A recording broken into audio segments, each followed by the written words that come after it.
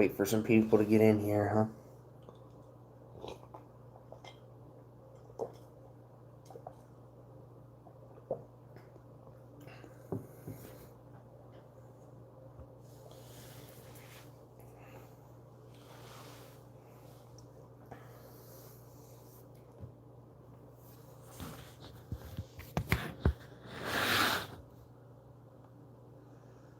All right, finally getting some people in here.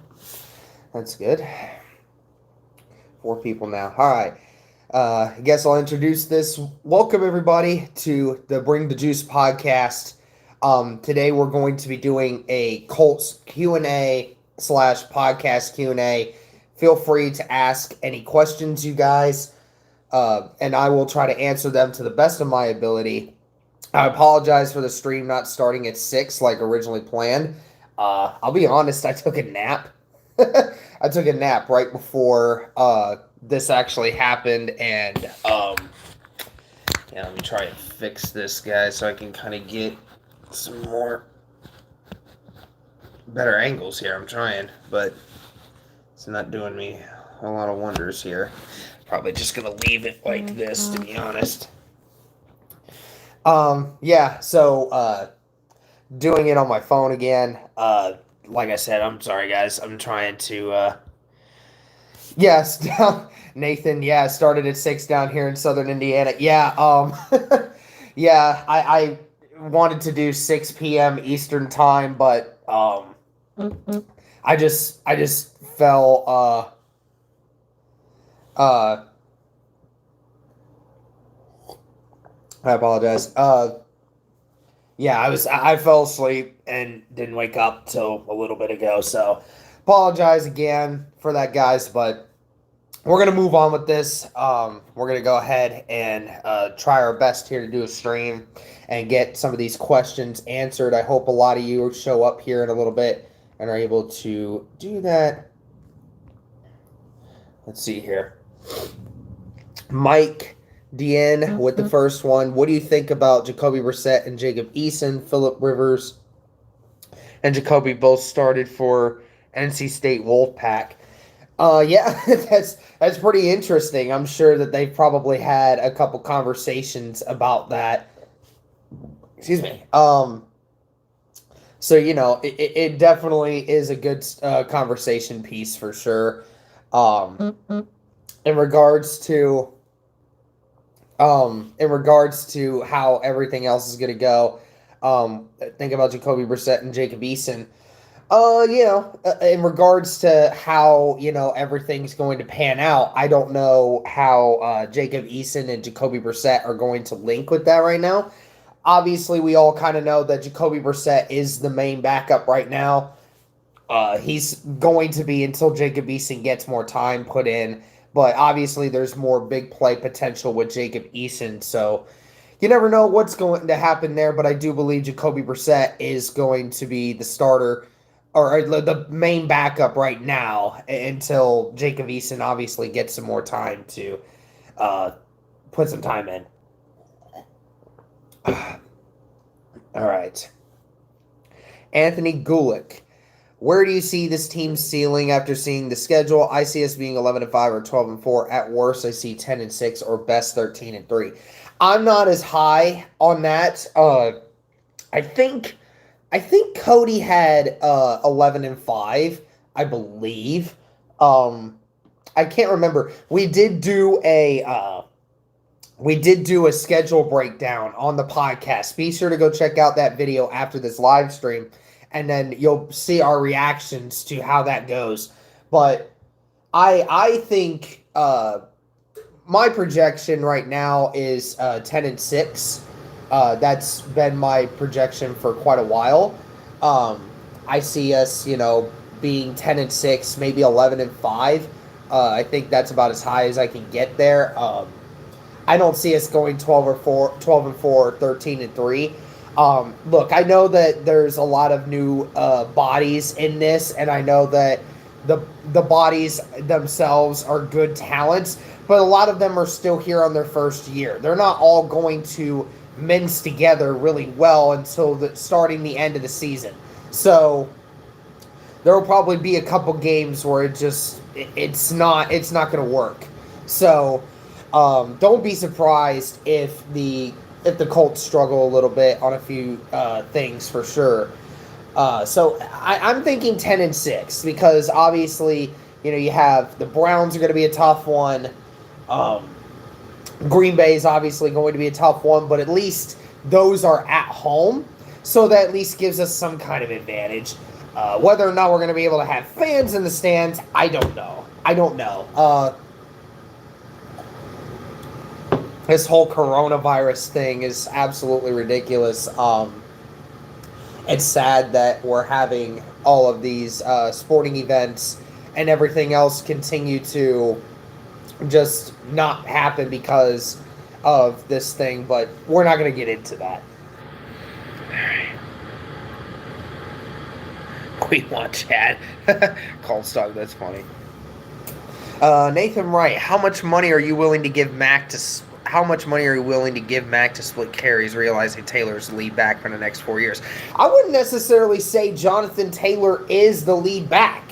I mean, Nick Sirianni already mentioned that we want to give Jonathan Taylor and Marlon Mack both the touches that they deserve and want. I mean, they're going to get split carries a lot. I think that Jonathan Taylor's big play potential is greater because of the way he plays and how big he is and his speed. His intangibles just make it easier for that big play ability to happen, right? But Jonathan Taylor, I don't think is going to get many more snaps than Marlon Mack. I'm barring injury. I don't necessarily think so. And with giving the money for Marlon Mack, who knows? Maybe it's all going to depend really on Marlon. How's Marlon feel about it? I obviously want to keep Marlon Mack around because you want to keep two really good playmakers in that backfield, right? Marlon Mack's a very good running back. You can make the argument he's a top 10 running back right now. You could make that argument with the offensive line that we have. But it just depends ultimately how much is Marlon Mack going to be around. Now, he may not sign his extension right now, but hopefully this kind of experiment with Jonathan Taylor does really well. Marlon Mack stays healthy. This team continues to do well. And then maybe Marlon Mack thinks, let me stick around for a little bit. I'll take a little less money if that means I'm going to be able to run the ball better behind that offensive line. And I'm with an organization that's going to win. So hopefully that's something that continues to happen. In regards to money, I have no idea. 2-year extension, yeah. Do you think Jordan Wilkins gets traded after drafting Jonathan Taylor? Yeah, it's a possibility. A lot of people have been wondering what's going to happen with Jordan Wilkins. What's going to happen to Jonathan Williams? Well, you can't keep 5 running backs on the roster, I don't think. I think the most you could keep on there is 4, at least for smart's sake. So hopefully, I don't know if Jordan Wilkins is actually going to go. Because, obviously you have Jonathan Taylor, Nyheim Hines, but Nyheim Hines is going to fit into a different role this year. And let's say somehow injury happens. I don't think Jonathan Wilkins is actually going to get traded because I think even Ballard knows we need that 4th running back.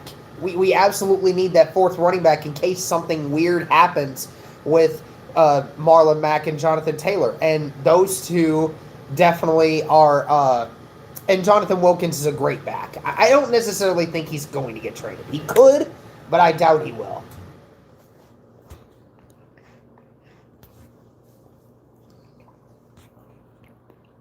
And that was Josh Brinson. Josh, thank you for the question there. Dominic Kahn, I have a question. Is this T.Y. Hilton's last year? No, I don't think it is. Absolutely not. I think that T.Y. Hilton is still... I think T.Y. Hilton's still a great player.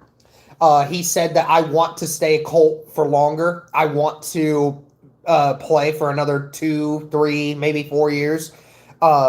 So I don't think this is T.Y. Hilton's last year. I think he's going to stick around for a couple more years. So I don't have any problem with that. All right. Matthew Stansbury. Hey, Matthew. What's up, man? Remember you from the last live stream. What's up, guys? Glad to have you all here. Just really just took a nap, so just waking up again after this live stream. I'm gonna have to get some stuff done before going back to bed again. Yeah, huge, just a glass of lemonade, my friend. I didn't want to drink water, just wanted to get some lemonade, something flavorful. How do you think we can improve our O-line depth? I don't really think that Peters, Glenn, or Warford would be willing to come to be reserves.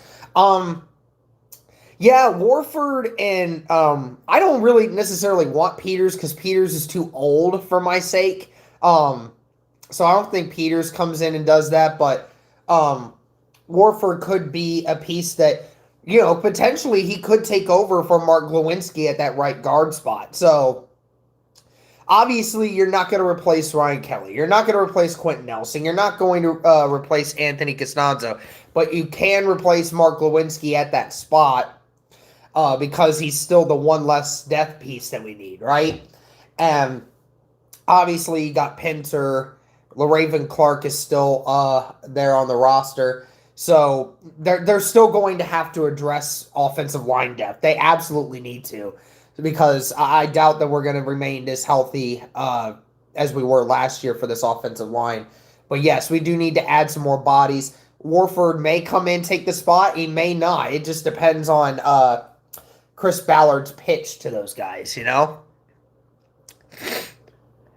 Darren Sproles for Hines. No, or Darren Sproles' role for Hines. Sarah Small. Yeah, that's what I'm hoping that Hines ends up doing. I really hope so. Mike Dillon, do you think Kamoko Toure will push Ballard over the top as the greatest GM in history if he has a breakout season this year? In history, no. See, here's the thing. I can't sit here and tell you guys that a GM in his 4 seasons is going to be the greatest GM in the history of football. He needs to stick around for about 10, 15, 20 years in order to be recognized as that. But if Kamoko Toure does keep improving the way he is and keeps getting that progression, then yes, you're starting to add another name to that list of players that Chris Ballard brought in that really helped the Colts, and that's what helps him with his resume. Josh Thomas, do you think we'll add to the offense or the offensive tackle depth before the season starts, or just go with Clark? I think right now, Chris Ballard has, obviously has LaRaven Clark as that possibility. You'd still need to address it, though. I think this next draft, Ballard will address it a little more, because Anthony Costanzo is going to be there for a year or two. But this last year, because of Costanzo getting that extension, it gave Chris Ballard a safety blanket, right? So it's like, okay, I got one more year with my really good left tackle. I can address that need next draft. But this draft, I'm going to work on something else. What they do with offensive line depth before the season starts, I don't know. I'm not 100% sure, but it would not surprise me if Ballard continued to try to do that. Hyena Gang. Whose idea was the Twitter pictures?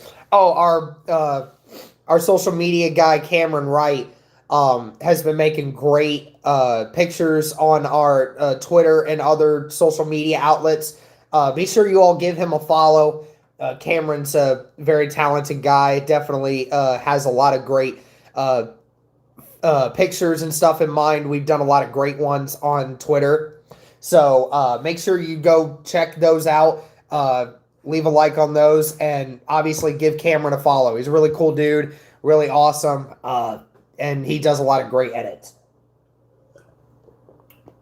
Yeah, we really appreciate those. Cody and I are not the Cody's decent at Photoshop, but Cameron's much better, and I've done little Photoshop, so it would have to teach me a lot, but Cameron does really well. Fabio Lorenzo, shout out from Salvador, Brazil. Lots of Colts fans here. Hey, Fabio, thanks, man, so much. We're glad to have you in here from Brazil. That's crazy, man. Lots of Colts fans there. Yeah, I was part of the Colts fan project put on by Mr. Cloney Dungy himself, and I've seen a lot of those videos of people from Mexico, from Japan, Australia, Brazil, other places that, just you wouldn't expect to see NFL fans, let alone Indianapolis Colts fans, but to see them everywhere, it's crazy. I love that. I really love that. And it's great to see you in this chat as well, participating in this. Thank you, sir, so much. Appreciate you being here. And hello, I'm Jake. Shout out from Toronto, Canada. Saw my first game last year. Unfortunately, our clunker against the Finns. Hey, Jake, I was at that game, man. I understand, dude. I'm so sorry that's the game that you had to witness. But it says been a huge fan since around 01. Was great to get down there. Hey, thanks again, Jake from Canada. That's crazy, man. Awesome. Thank you so much for tuning into the stream. Again, somebody else from outside the United States. That's crazy. But yeah, glad you were able to go to the game. Unfortunately, just one of those games, man. It's just one of those games. I don't know what else to tell you. Are you as excited as me to see this Colts offense after last year's snooze fest? From Rough Randy. Yeah, Rough Randy. I am definitely excited. Adding all these new pieces and Phillip Rivers, who's going to add a new element of just the deep pass game. That's what this offense was missing last season. And adding a couple new wide receivers, adding a new running back in Jonathan Taylor behind that offensive line. It definitely is a lot more exciting for sure going into this. Parker Finnegan, yeah, I already said what will happen to Wilkins. Like I already said, I think he's going to remain on the roster. I truly believe that. I think Jordan Wilkins is a really good running back.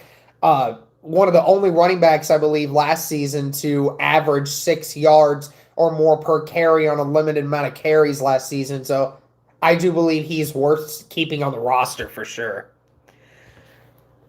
Howard Ray, how much of the scheme that's affecting Hooker's rookie performance versus now? Yeah, that's definitely been the question. I think that it has been a lot to do with how Hooker plays because the way the Tampa 2 defense and the way that they want to play zone is they want their players to come a play up, right? They want to be able to come up and make plays. They don't want to get beat deep. They want to keep everything in front of them and come at them and hit them hard, right? Well, that's not necessarily Malik Hooker's style of how he plays. Malik Hooker is more of a ball hawk. He's the guy that you want them throwing it up in the air so Malik Hooker can go after it.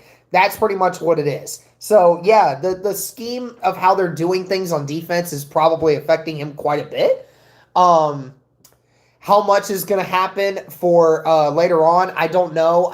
Who knows? Maybe they might actually try to cater to his strengths a little more this year, knowing the extension issues, but we'll see what happens there.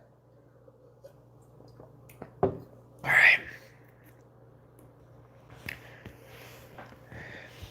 Howard Ray, I think you should do call-ins. Yeah, Cody and I were thinking about that. We might do something with that here at some point. We might. Fabio again, is there any free agent available that you would like the Colts to hire? I would not mind Beachum or Glenn.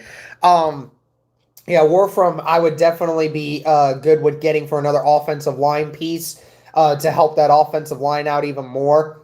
That would definitely be a free agent that I would want to be bringing in. At this point, it's all about depth, right? So anybody that comes in and is going to add depth to this team, that's exactly what I need and what we want. So that's all that I really care about right now. Nathan Wright, do you think Justin Fields will be a successful NFL quarterback? Absolutely, I believe he will. And that's not the Ohio State boomerness coming out of me. The kid has plays exactly like what the NFL is wanting players to play like now. The guy that can be mobile, the guy that can move with his feet. He has great arm strength. I don't care what Matt Miller or other people say about his arm strength. He had some of the most completions of over 40 yards last season in college football. So he has arm strength. He's a smart guy. You got to understand, he went into Ohio State last season with 4 months with I think they said 5-6 months of training in the new system, and look at what he did at Ohio State. He's smart. He's got great arm strength. He's running through his reads much quicker towards the end of the season, and he's able to make plays with his feet. He's absolutely going to be a successful quarterback in the NFL. Cody Fucker, give me Derek, hashtag Derek in the comments. Appreciate that, man. And hello, I'm Jake. Do you have any NFL comp for Pittman? Why do I keep thinking of Bolden when I watch/research his game? Yeah, who was it that they were talking about that was saying?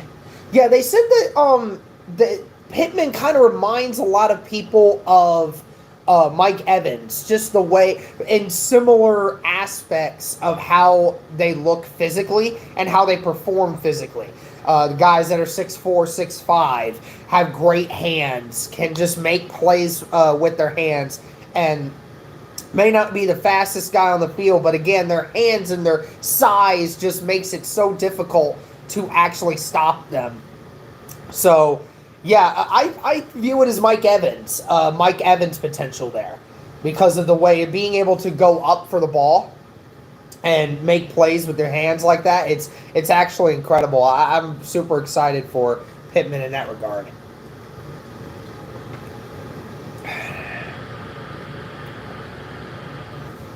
Any non-O-line free agents still out there you'd like the Colts to sign? Hey, from Parker Finnegan. Yeah, I do want Logan Ryan and Jadeveon Clowney. I'm still wanting those guys. I know that Jadeveon Clowney has been kind of a name that's kind of been thrown away. But, you know, I do want to see Jadeveon Clowney potentially come to the Colts if they're going to get him on a limited deal. I don't mind that. But, you know, obviously that's kind of been a name that's been thrown like to Seattle or Tennessee.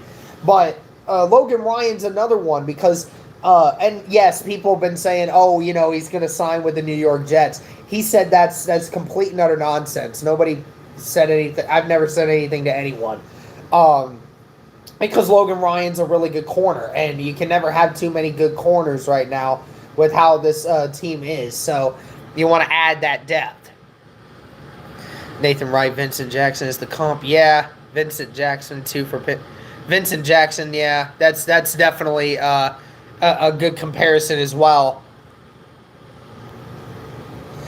And Josh Thomas, I've seen a few articles that had us taking a QB early in the next year's draft.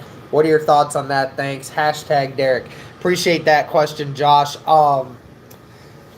Taking a quarterback next year, it depends on the future of Phillip Rivers, you know, because they signed him to that 1-year extension, but Phillip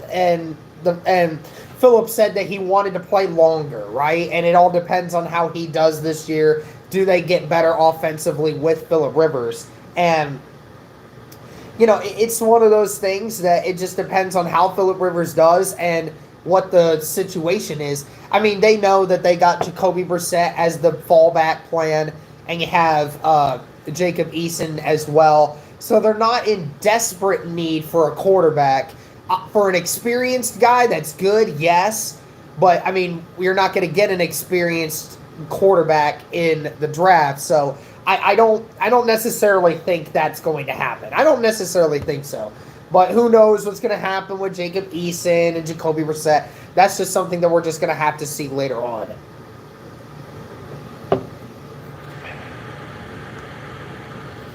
James Peters tuning in from Ireland. Damn, isn't it like 1 a.m., 2 a.m. over there? James, it's like probably like 1 or 2 a.m. in the morning there, man. Go to sleep. No. Don't go to sleep, man. We appreciate you being part of the stream. I only say that because I go to work a lot of times at 4 a.m. So believe me, I value sleep a lot more now than I used to. So James, also any suggestions for fantasy for the Colts? Um, Pittman's an intriguing option. And Jonathan Taylor's an intriguing option. Uh, I would say this, that if you're looking to build a safe fantasy roster, it would not surprise me if you wanted to say, let's keep the Colts defense as a potential spot. Because for most weeks, I think that, yeah, the Colts are going to give up a lot of yards and stuff, but I think points per game is going to get a little better this year, and that's an intriguing option there. Who knows how Phillip Rivers does? Maybe Phillip Rivers actually turns into an intriguing uh, fantasy option this next year. I wouldn't know. I had Phillip Rivers at the start of the year in fantasy last year, and Lord knows how that turned out for me.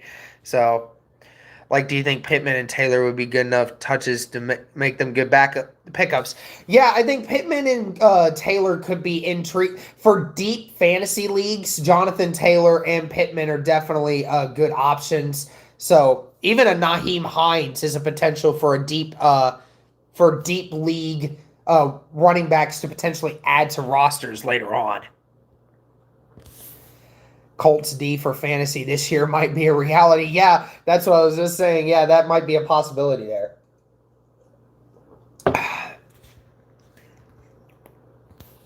Fabio again. Make sure you guys ask some questions, all right? I like the questions that you guys are giving me. Appreciate it. Just checking that out. Okay. Would you trade one next year's high pick for an elite cornerback from a rebuilding team? Yes, depends on, and not to mention, probably first, barring injury, I'm guessing that the Colts are probably going to have a low 20s area-ish kind of pick, and to get an elite cornerback from somewhere there. It's the same thing as what we're doing with DeForest Buckner. You're saying, is a proven elite defensive tackle worth giving up the 13th pick for? And obviously it is. Now, would you give up a first rounder that's a little bit better, or a little worse, I guess I should say, because we're going higher up on the number spectrum? Is that worth getting an elite cornerback? Absolutely it is, because elite corners help make teams really good in the NFL. We all know how Stephon Gilmore looked for the New England Patriots last year and how important he was for the defense for New England last year. So yes, getting a cornerback from there is good. I feel like secondary is the major stumbling block on our road to be a true Super Bowl competitor or contender. Yeah, obviously having a elite corner is definitely something that helps teams a lot. Jonathan F. UCA today projected the Colts will win 11 games along with the division this upcoming season. Thoughts? Yeah, that's right around the ballpark where I was saying 10-6, potentially 11-5. That is a possibility. My only issue is that the Colts just always seem to lose that one game. One game every year that is just what?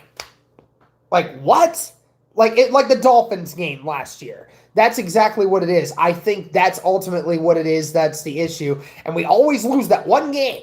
That one game that we're supposed to win, but we don't. And it makes me sad. And that's why I think we're going to go 10-6. Anthony Beverly. Do you think Julian Blackmon will change the outlook of the defense, such as a Bob Sanders type of role? Yeah, I kept saying that Julian Blackmon reminds me of Bob Sanders. Julian Blackmon fits the scheme of Matt Eberflus' system so much better, I think, because he's the guy that, likes to run downfield, right? Likes to meet people. He likes to hit people. That's just kind of how he is. He likes to come up. So Julian Blackmon definitely was a good addition by this Colts team to get him in the third round because of the talent and the way he plays the game. That's exactly why a Julian Blackmon fits in this scheme that the Colts defense is trying to do. So if he can be a fraction of what Bob Sanders was and remain healthy, then we got something really good coming our way. James Peters is about 12:30 here. Oh, okay, so you're a little bit farther west than I thought. But yeah, that's still late, my dude. It's still late. But then again, it is a Saturday. I guess I had to work today and I have to work tomorrow too. So I just I always work on weekends now with my new job. So I'm not gonna complain. It's a lot of people here in America that aren't working right now, so I'm just appreciative that I can work. I can make a little bit of money, and I'm blessed with it. All right, Jake again.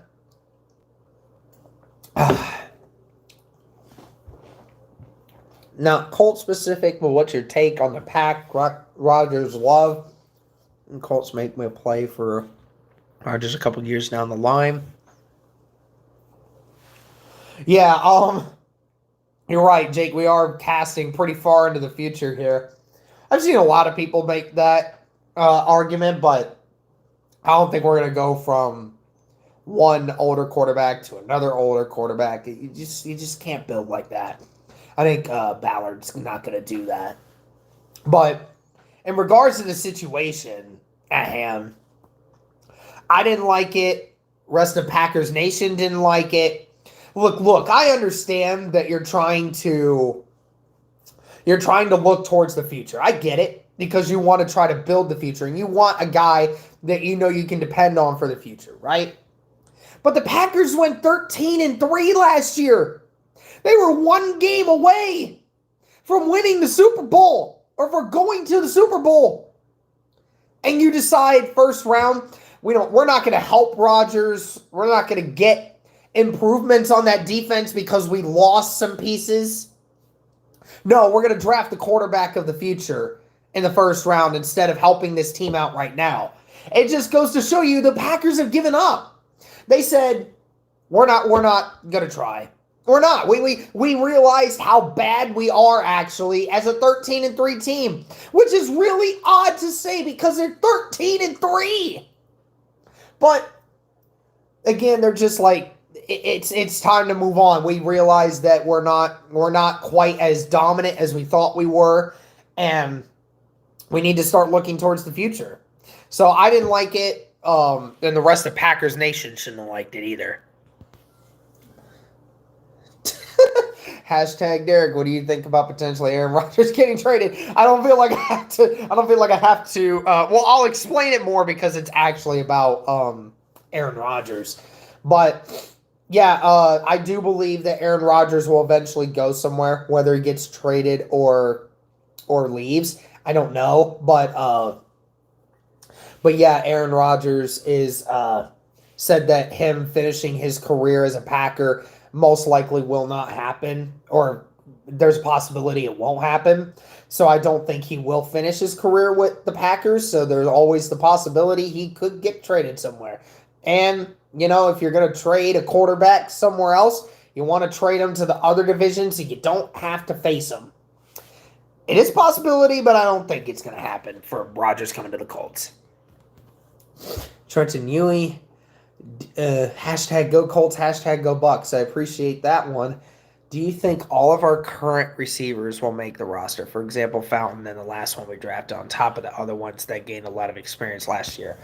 Well, with the release of Chester Rogers, that is quite the possibility. Obviously, you have T.Y. Harris, Michael Pittman obviously are going to make it. You have Darius Fountain that's going to be there. You're going to have Zach Pascal. So yeah, I think Pittman's going to make it on this roster as well. Whoever makes that set, who knows how many receivers they're actually going to keep in line. But I think with last year, what you saw was they needed wide receivers, right? But because obviously all the injuries. So it would not surprise me to keep an extra receiver on the roster this year.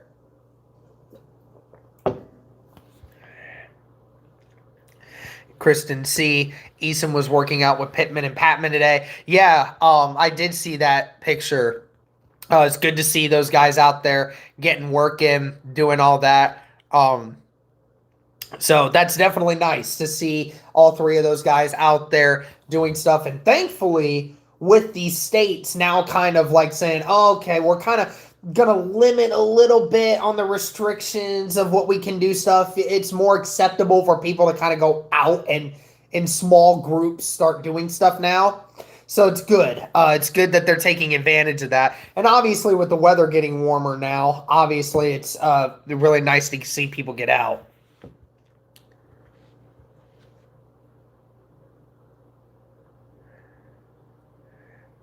Mike, not necessarily sure what you mean by where did you see that? I want to see. I'm assuming you may be talking about the picture. It's on everywhere. So,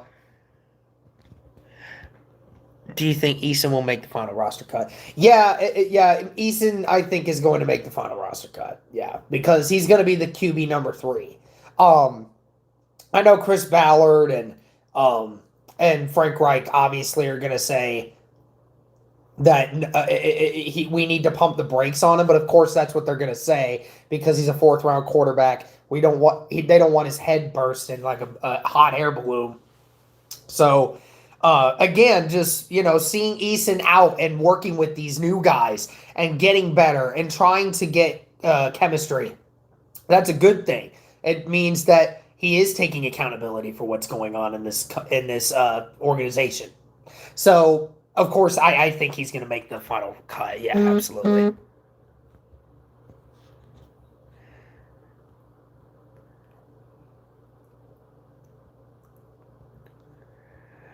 Easton posted on his Instagram stories with both. Yep.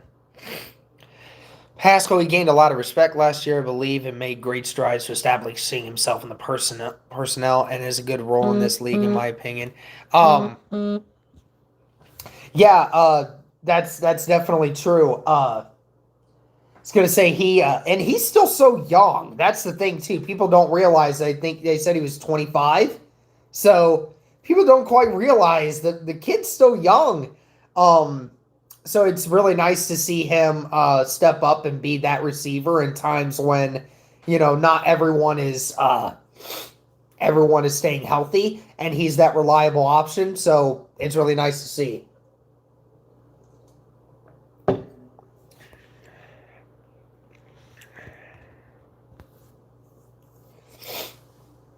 Fabio Lorenzo, do you know how exactly these 2 extra spots on the 53-man roster work? For instance, if we send a player to the practice squad without clearing waivers, can he be claimed / picked by other teams? I don't know the exact things with that because that's still so new. I'd have to go and look that back up. But I'm sure if you looked up new CBA rules, that'll probably be there. It'd probably take a quick Google search. You can look up the CBA new rules. There'll probably be some stuff on there for sure. I'd have to go look that up myself. How do you see the Walker and Okereke playing time / usage working out? Also, do you think Speed will seem to field much on defense or be limited to special teams? Look, I think that it's really pivotal that we keep Anthony Walker in the middle. I know a lot of people don't necessarily like him in the middle, which is odd just because his numbers just are almost as good as any other middle linebacker in the country. Actually led the team in tackles last year. Obviously, Darius Leonard missed 3 games, we know, but Anthony Walker still led the team. And Okereke, it showed that he has that potential to be that guy on the outside. He's got some really good potential, and I think he's going to be a breakout player. EJ Speed is another great one. No one's questioning his talent. I think a lot of people just keep saying, he's faster, he's longer, he's just so much better. Yeah, but just because you're long and fast doesn't mean that you're actually going to be better on the field. Because as a linebacker, you have to be very diverse. You have to know where you are on the field. And if you don't, then you're going to get picked apart. And that athletic ability is not going to do anything for you. And EJ Speed obviously is just coming into his second year. I mean, it's not like there's not a lot to go off of him right now. So he's still got time. But I am very interested to see EJ Speed and what he can do because he's so athletically gifted. I believe he is going to be a guy that you need to keep an eye out for because he certainly can be that. And EJ Speed on special teams right now is exactly what we need him for. Help in ways that we know you can. What's your opinion on Ebron? I have a lot of respect for him, but he exchanges too much with Colts fans, in my opinion. It's both sides' fault, but obviously wish him the best. Just rubbed me the wrong both ways. How about Sid? Yeah, I had a lot of respect for Ebron too. Look, Ebron liked one of my tweets, okay, when I was defending him against a Colts Twitter troll, okay, that we'll call. But obviously, Ebron's a very outspoken person, and look, we can all kind of say that we're shocked by that, but a lot of people are on Twitter and are very much more vocal on social media than they are about things in real life. But obviously, we hold athletes to a higher standard than we should. He rubbed me the wrong way too. I never did anything wrong to him, and I wished him the best of luck. But whatever you want to say, he quit or whatever. I don't know, but obviously, the way he went out was obviously not what we wanted. So it is sad. You're right. It's on both sides. Both sides did this to each other. But Ebron ultimately was obviously holding this in for a right reason. Jake, I love the Taylor pick, though I'm not sure how I would have went with that position with that pick. Well, yeah, ultimately, if we didn't go with him there, then somebody else would have gotten him. Regardless, what a running attack will have, what happens with Mack next year. Obviously, reduced carries, which is fine because, that's going to probably keep Marlon Mack more healthy. And that's what the Colts want. We want to be healthier. We want to have more people available for things like that. So it's a blessing in disguise is what I'd like to call it. Obviously, he's going to have less numbers. I know Marlon Mack probably was a little salty about that at first, I'm sure. But Marlon Mack's a very team-friendly guy. And I think he understands that Jonathan Taylor's just coming in here to help this team win. And it may be a blessing in disguise that he's not going to have to get hit as much. He's going to, probably be healthier. And when you're healthier and you're not used as much, you have that potential to make bigger plays because you're fresher. And that's exactly what we need from a guy like Marlon Mack. So I'm very excited for that as well. Excited to each other's vote, but that's the part of the fandom. Yeah, sometimes it happens. Alex Rodriguez. Hey, we got the baseball player in the chat, y'all. Expectations for Campbell and Pittman being our younger wide receivers this season. Well, Paris Campbell, I like to think is a Percy Harvin kind of role, where he's that big play potential. He's got really fast feet. Obviously, he just needs to stay healthy. Colts believe that he's on the right path to that right now. But, I see him as the big play option. The guy that you can mix the playbook up a lot with jet sweeps and fade outs and stuff like that, that he just burns people with his feet. And that's great to have something like that. And Pittman, obviously being the taller wide receiver, the guy with the great hands, the great red zone potential guy. And here's the funny thing is a lot of people don't realize Colin Cowherd obviously likes this guy because he went to USC. Pittman actually, his freshman year, actually was part of special teams for USC and did really well. And obviously, Colts love a special teams guy because I know Pittman probably won't be on many special teams right now, but a guy that had that special teams experience and is willing to probably do that if needed, it's always an extra plus. So it's really nice. Allison Silva, another Brazilian here. Another person from Brazil in the chat. Thank you so much again for tuning into the stream. Appreciate it. In Brazil, is it the same time here as it is there? Is it like maybe an hour later, maybe? I don't know. I don't know how the time zone work is there. I would assume it's the same time frame sort of in this area right here, but let me know in the chat. I want to see like what the time is for you guys.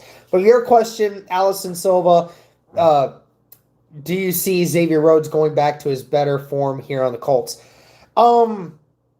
Depends on what you mean by better form. I don't think he's going to be what he was in 2017, but can he get better? I absolutely do think that. I think a new change of scenery, being back with his old coach that helped him when he was in his prime form, and just being in a new environment, new chance to start over, in new experiences, new part of your career. I do believe that he can be a better form of player than what he was beforehand. So I'm very excited to see what Xavier Rhodes brings to this team now, because obviously he's taken that leadership role, which is really nice. So I do believe he can become a better form of what he was before. I'm going to go get some more lemonade, guys. Be back in 1 second. Hold up.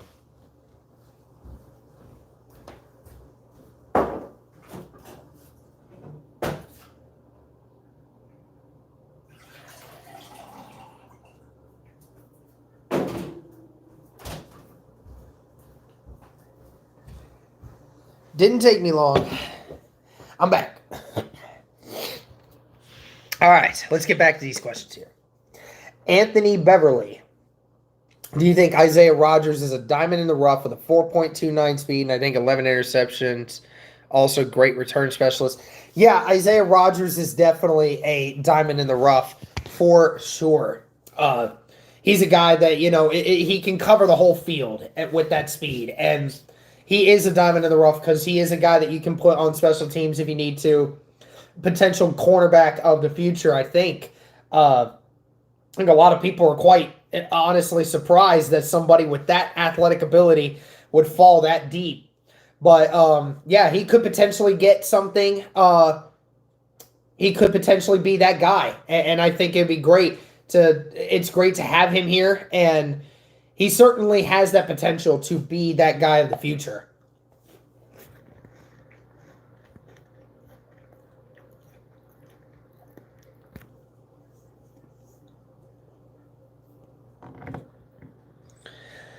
Fabio again, who do you think is going to take the kicker job?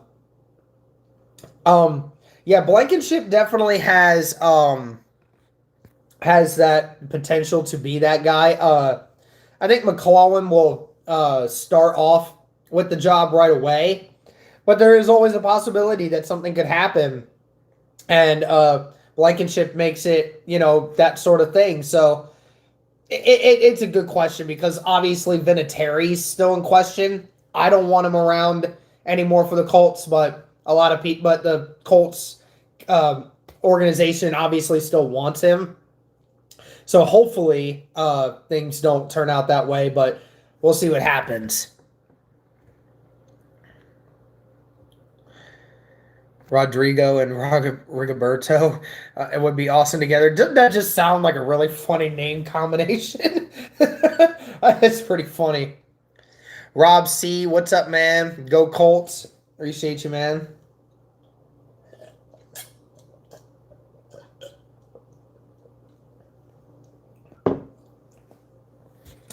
So it's almost 9 o'clock for the majority of Brazil over there. Okay. Kind of figured that was a possibility. Thank you, Fabio. Glad to hear that one. What is Jacob Easton's biggest flaw when you go back and look at his film? I think there's two of them that kind of stand out. I think the footwork in the pocket needs to be better. He needs to kind of learn how to step up in the pocket. And that's something with the fact that he's still young. He's still young. He only played, let's be honest, guys, he only played for literally 1.5 seasons in college. He didn't have much experience going in, and obviously he was one of the biggest names in high school, right? You go to a school and then you do decent and then you get hurt and then you want to move somewhere else and then you play one season. It's one of those things that, he's just got to get more time. He's just got to work with the quarterbacks coaches, and that's where Frank Reich comes into play. And he's got to learn to step in the pocket, and I think his arm strength right now is also another thing because he has such a strong arm that he feels sometimes he has to make throws that aren't there. He feels he can make throws that aren't necessarily there.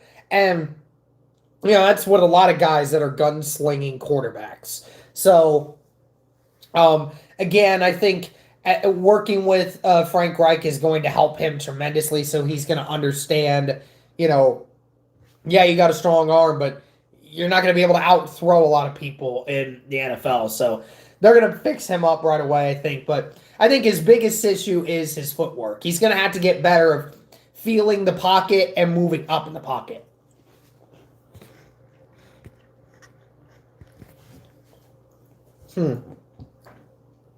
I'm guessing Hines will keep his punt returning job. Yeah, I think he will. At the end of that season, you can't not. Who do you think the kick returner will be? Pascal, Campbell, Rogers. I think Campbell and Rogers. Because of this top end speed, and we obviously saw there. Rogers had a bunch of those, and Campbell had a few decent ones if he just didn't fumble. But yeah, those two guys with their speed. And then Hines just with his shiftiness, I think is perfect for punt return. So that's my guess. Does LaRaven Clark make the team, or do you think a guy like Carter O'Donnell, the Canadian undrafted free agent, could surprise some and make it over him? Well, I think you need offensive line depth, especially with the Colts right now, because we really only have because before you added Pinter and the other draft picks, the Colts only had 7. Colts only had 7 offensive linemen, so you need to make sure you have at least 9 there to be prepared in case something happens. So yes, LaRaven Clark is going to make the roster because he's one of those guys that can actually play tackle on the left side. So Carter O'Donnell, I think, could potentially be on the roster because of how stretched we are at offensive line depth. It would not surprise me if Carter O'Donnell actually did make the roster.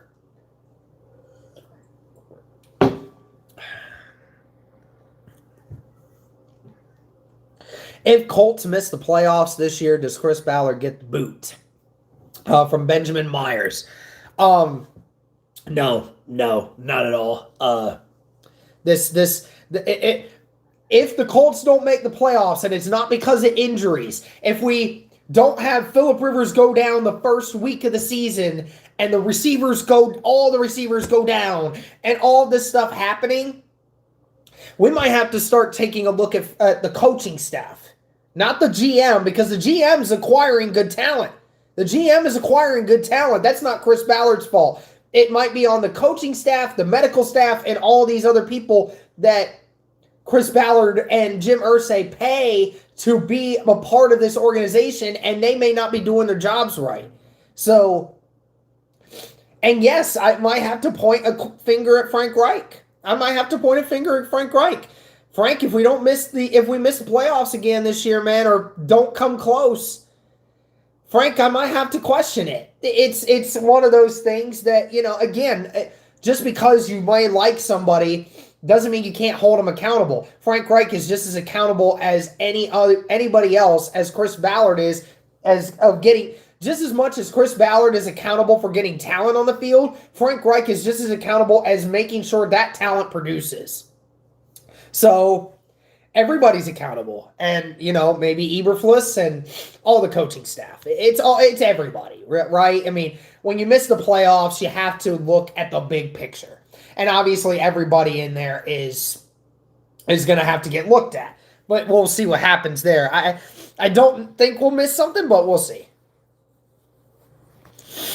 Man, nose. Hold up a second, guys. Hold on.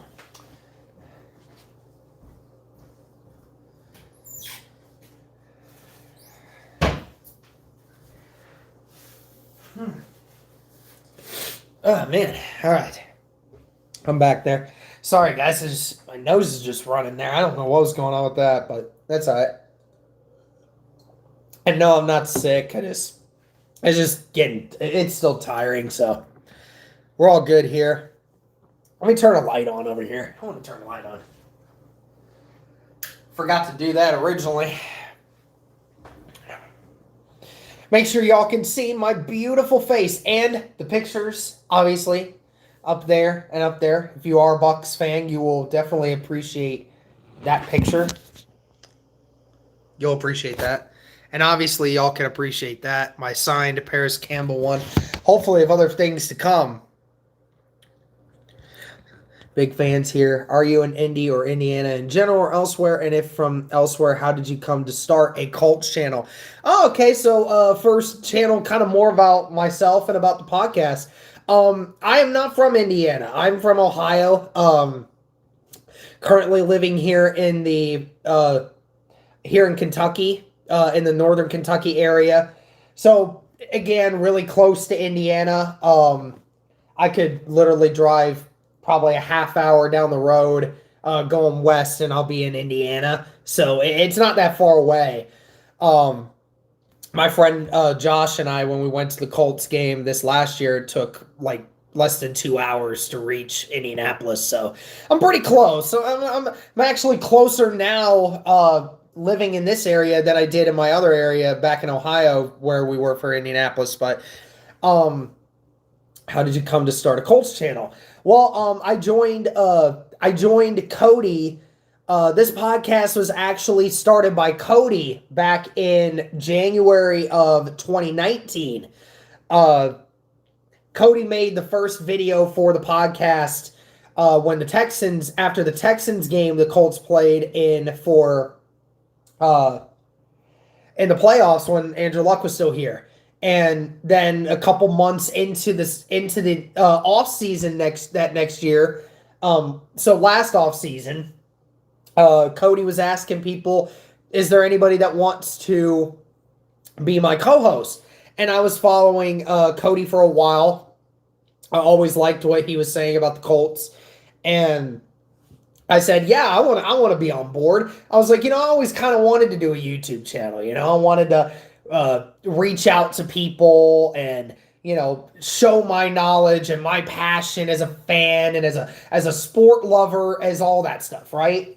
And obviously over the span of the season we kind of grew the podcast a little bit, and then over the last few months it's really taken off, and it's been really awesome. And I mean, there's been 30 of you in here at one point. There was like 60 plus of you in here for the live stream that I did for the draft. You guys have been awesome. Really enjoy being a Colts fan myself and enjoy being a part of this community. You guys have been awesome, and nothing but the best for all of you. Do you think the Colts have top 10 defense this year? Yeah, it's a possibility. We had the 12th rated defense last year, I think. 12 or 13th. And with the addition of a DeForest Buckner and the potential of adding a guy like a Xavier Rhodes, and when you got Bobby Okereke that's going to get better, Kahari Willis that's going to get better, Rocky Sin's going to get better, I do believe this is a potential top 10 defense for the Colts in all seriousness. So, yes, I would definitely say that the Colts can do this very well.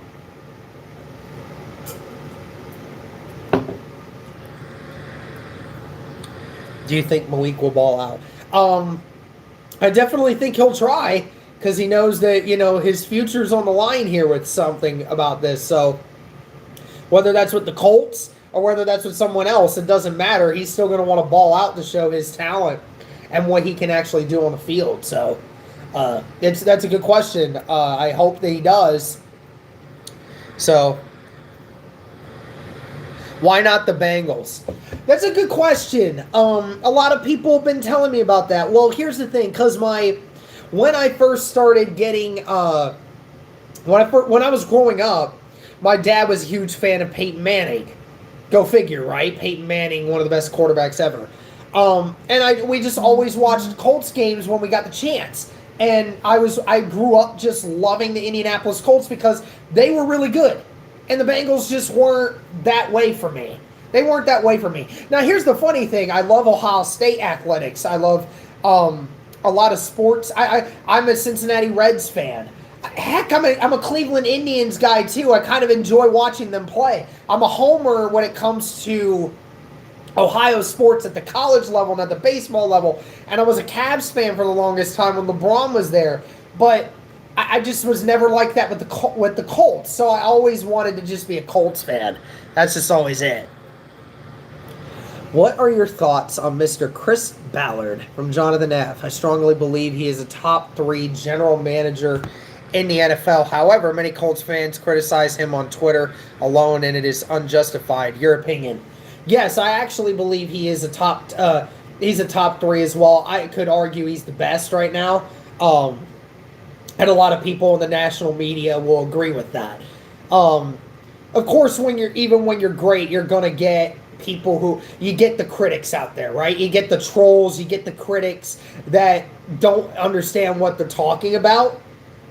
And of course, those people will praise Ryan Grigson, but they won't say anything about Chris Ballard. So I'm going to do my best not to get into that because I can go on forever. And holy hell, if we had some other people on this podcast right now in this live stream, then believe me, it would be much worse. But yeah, Chris Ballard has done a really good job with the time he's been here and the limited time that he's been here. I think a lot of people don't quite realize he's now only in his 4th year with us and had to completely redo the roster. I mean, right now he's still almost doing it. He just now finished the roster in the way that it's almost completely his now.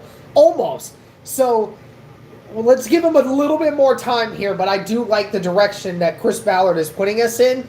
And holding guys accountable, I like what I'm seeing from Chris Ballard. I'm glad to have him as the Colts GM. Is Cody from Indiana or also Ohio? Yeah, Cody lives in Indiana. I won't say where, but he does live in Indiana. Do you think Nix makes the roster? If so, what other position group loses a spot to make up for it? Yeah, I think Nix is making it because you don't sign a fullback just to have him not make the roster. They're going to do that because they want to add to this running back group, right? They want to add to the run game. Nix definitely is a good blocker, so obviously that helps. What position takes a knock? That's a good question. You could potentially say linebacker. Could potentially say that. It just depends. It depends on what the Colts are actually going to find the need to make up for. Not 100% sure of that, though. That's a good question, though. I would be interested to see which one actually gets knocked off of that, though.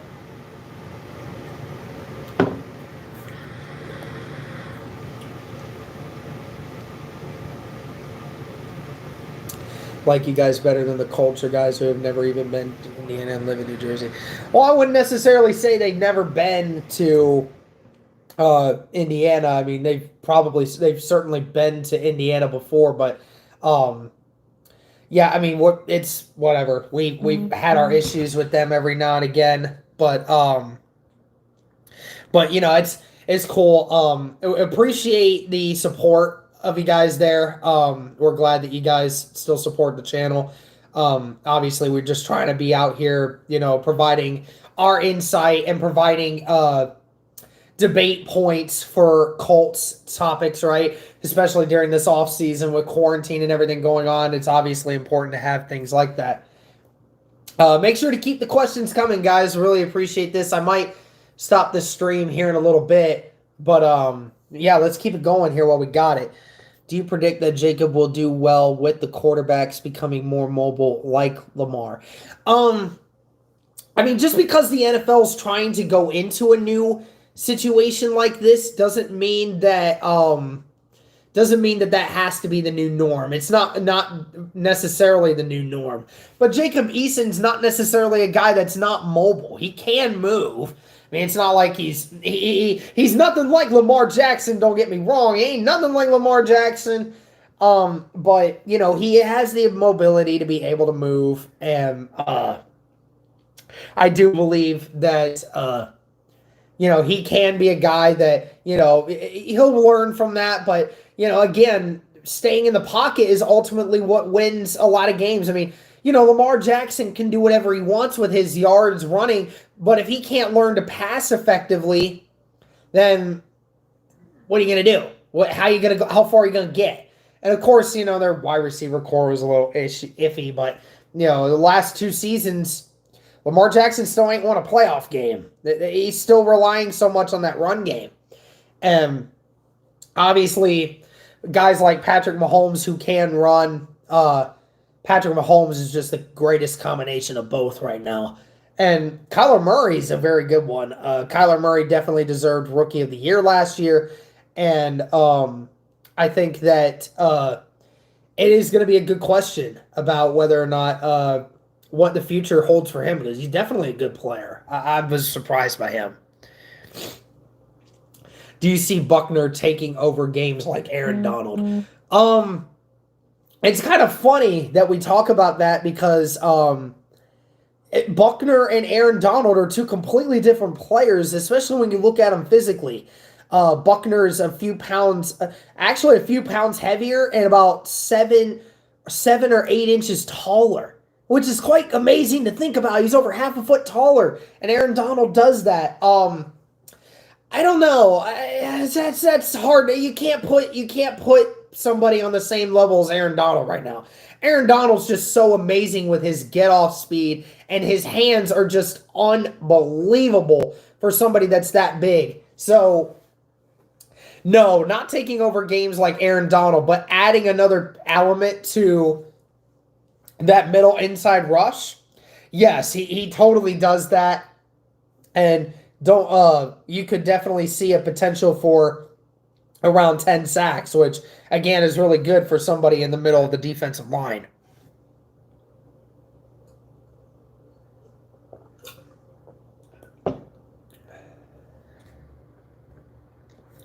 No, they said neither have been to Indiana. Well, they can do whatever they want to. I don't care. Hey, I mean, if we're gonna, we actually go to that area, so I'm glad we do. Indiana and Indianapolis is a really great place. When you're a real Colts fan, you get there at least once. It's definitely a really good place, and I consider Indianapolis one of my second homes. Never actually lived there, but I've been there so many times. I enjoy the Indianapolis life. So is Clark acceptable as our only backup tackle? Seems like a giant weakness. He was a healthy scratch most of the time last year. Yeah, I don't want LaRaven Clark as the full-time future left tackle. Still a little bit weaker than what a lot of left tackles normally are. I would like to see him, continue to get stronger, but we do need a more consistent left tackle for the future, at which I think they may address this next season in the draft for sure. Do you think the Colts will sign the GOAT Adam Vinny? Gosh, you're putting me on the spot with this one. Do I think the Colts will re-sign him? I don't know at this point. I don't know. They obviously want to, but whether or not Adam Vinatieri is going to be that guy of the future, I don't know. But, and that's from Benedict. Yeah, Benedict. I don't want them to, but I do have a hunch that they will resign him. So, Zen Edwards, love you guys. Love your guys' work. Keep up the good work, sir. Thank you, Zen. Appreciate that so much. We appreciate all of you guys and your support of the channel. And we're glad that all of you were able to make it out here to do this with us. Would you rather have Buckner or Kinlaw, which would have been cheaper? I would love to have had Buckner. And until Kinlaw proves to me he's going to be the second best defensive tackle in the NFL, I'm not going to say otherwise. Because Buckner is a guy that's you already know is proving. You know what he can do. He's going to help this defensive line in a lot of ways. So, who would you rather have? The experienced guy that you know what you're going to get, or the rookie that you don't know what you're going to get, you just know what you see on film, that's what you do. And that's exactly what, and that's why I think Buckner was easily worth it. What is your early pick for the Super Bowl winner / matchup? And what is your dream Super Bowl matchup? All right. Early Super Bowl. I'm going to say probably the Kansas City Chiefs out of the AFC. And from the NFC, my guess is the Saints. Yeah, it's probably the Saints as the front runner right now. Now, my Super Bowl dream matchup is a rematch of a Super Bowl that took place 10 years ago, and that was the Super Bowl between the Indianapolis Colts and the New Orleans Saints. I have a friend who lives in Germany that is a big Indianapolis Colts fan, or not Indianapolis Colts, he's a Saints fan. And we always give him crap about that because, obviously his team beat us and he never lets us live it down, which stinks. But if the Saints and the Colts actually made it to the Super Bowl, we told our friend that he needed to fly from Germany to the United States so we can all go to the Super Bowl together. And that would be really fun. I would love to do that. That would be really fun for me. Dockett suggested he was hearing rumors of Clowney coming here. Yeah, that's been a rumor for like 2 months. It's kind of one of those things that if it happens, it happens. It just doesn't seem like there's any leeway at this point. Jadeveon Clowney's in no hurry, because if he was in a hurry, he would have signed somewhere already or re-signed with the Seahawks. But obviously, he's not in any hurry. I could see it happening too. I'm not opposed to it. I'm just saying I don't know. Colts versus Tampa Bay. That would be pretty cool. That would be a pretty cool Super Bowl for sure. I just don't think Tampa Bay's that great defensively, and I don't think Tom Brady's going to elevate them to an alternate level. All right, probably going to do this for about another 5 minutes, guys, and then that's probably going to be it. Probably all that I'm going to have left in me for tonight. I know everyone likes Mahomes and Lamar, but do you see Phillip Rivers pushing this team like Peyton used to? I think he can still spank some of these kids with this loaded roster and O-line we have. Yeah, I mean, the Colts have even said that he hasn't dropped off physically that much. And I trust them that they say that. And, Phillip Rivers is a much more vocal guy, and he's going to hold people accountable. So things are going to get more done offensively. And if not, it's going to get more crazy. Like, Peyton Manning used to get on people because, when you're on that somewhat level, you're allowed to be that way a little bit. And I think it's quite possible that they did do that. All right, guys, I think this is going to do it for this live stream. We've been live streaming for about an hour and 15 minutes now. Sorry again that it did not start at 6 o'clock Eastern time. I apologize. Just plain folks, thanks for the chat. You rock. Yeah, you too, man. Appreciate you guys. Thank you guys again so much for those that tuned into the stream. Be sure to like the stream. Be sure to check it out later if you guys have any more to look at. Again, just want to thank you all again so much for doing this with us. We do it for you guys. We just enjoy making content and talking with you guys. Really cool what social media allows us to do nowadays. Be able to have these kinds of talks where you guys can ask me questions and I go through them like that. Go Colts, Matt. Thanks again. So yeah, thank you guys again so much for tuning in to this live stream. Hope you enjoyed it. We'll probably have a couple more of these before the season starts. Hopefully, we have the season starting on time this year. Who knows what's going to happen, but thank you guys again so much. And as we always say, go Colts.